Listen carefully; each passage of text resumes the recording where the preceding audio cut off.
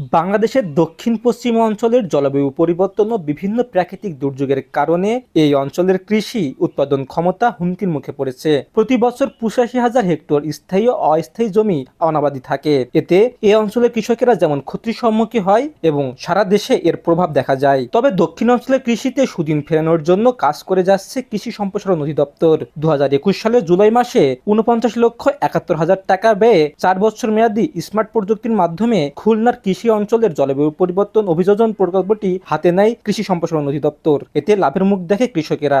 স্থানীয়ভাবে রবি মৌসুমে কোনো ফসল হতো না আগে। ১৮০০ মান্দায় আমি আগের বছর ৫ লক্ষ টাকা কেনা বেচা করেছিলাম, ১৮০০ বিসি পুঁতিয়েছিলাম। এখন ৫-৬ লক্ষ টাকা আয় হয় প্রতি বছর। আমার হয়, আর আমার পাশাপাশি সবাই তো এই কাজেই হয় স্যার।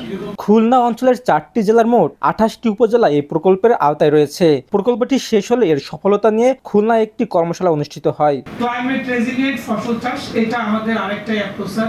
আমাদের অফ সিজন তরমুজ যখন এই প্রজেক্ট হয় খুলনা অঞ্চলে এটা ২০ থেকে ২৫ হেক্টর জমিতে মাত্র অফ সিজন তরমুজ হতো।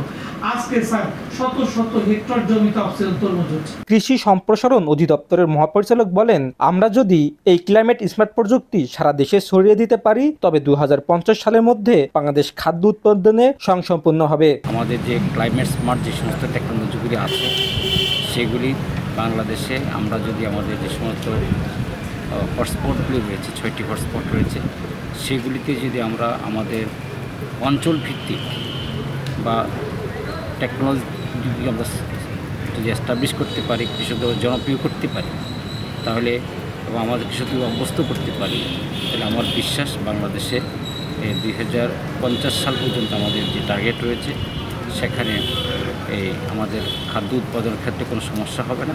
শাফেত Hossain Shaon, voice of tiger.